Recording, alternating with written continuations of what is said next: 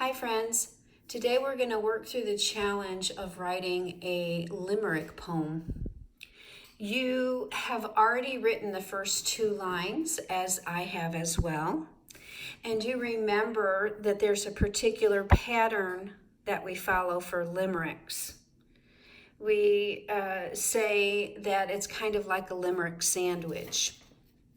And so we're gonna look at that a little more closely, and then we're gonna fill in the remaining pieces of building this limerick sandwich.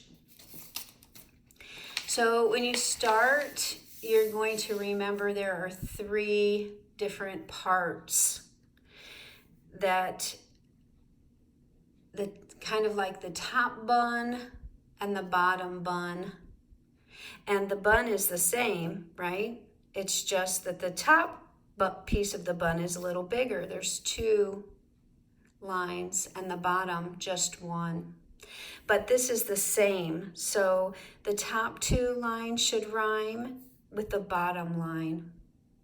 And in between, we have two more lines, and those should rhyme with one another. So we have that pattern. And so to start, you might want to take a plain piece of paper and fold it into thirds. I can show you an easy way to do that so that your lines are long enough to write. So as you edit and erase and change, you still have room to write. You should have room to write your entire lines if you fold it hot dog style or in the landscape position.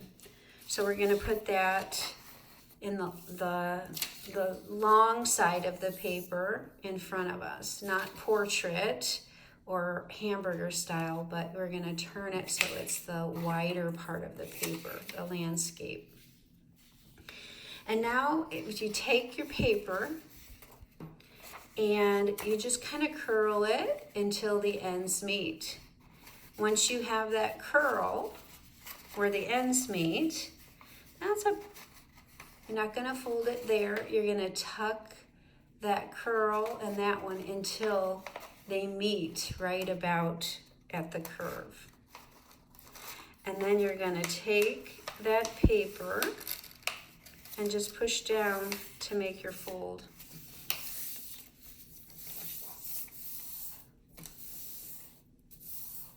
Okay. Now, when we open our paper up, we have the three fold lines. And if you like, you can even write that pattern, AA, for the first two lines, and the second two lines, BB, and the last line, A. Okay?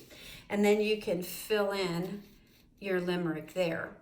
So since you already have written, like I have, the first two lines, you can go ahead and write them there and see that it follows the AA pattern. So you have your top bun.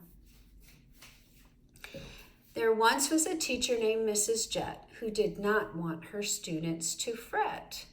So now I want to think about what else do I want to say about this. And so my next two lines will rhyme with one another, but they won't rhyme with these two words, jet and fret. So I chose time and rhyme. There once was a teacher named Mrs. Jett who did not want her students to fret. Whenever they'd have a hard time, like coming up with a rhyme, time and rhyme.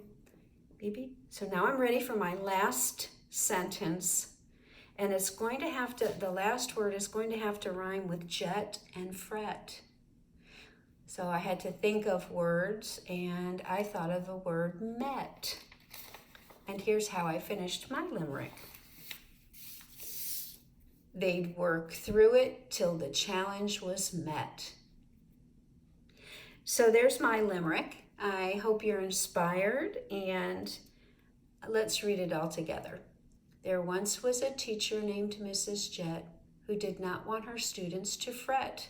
Whenever they'd have a hard time, like coming up with a rhyme, they'd work through it till the challenge was met.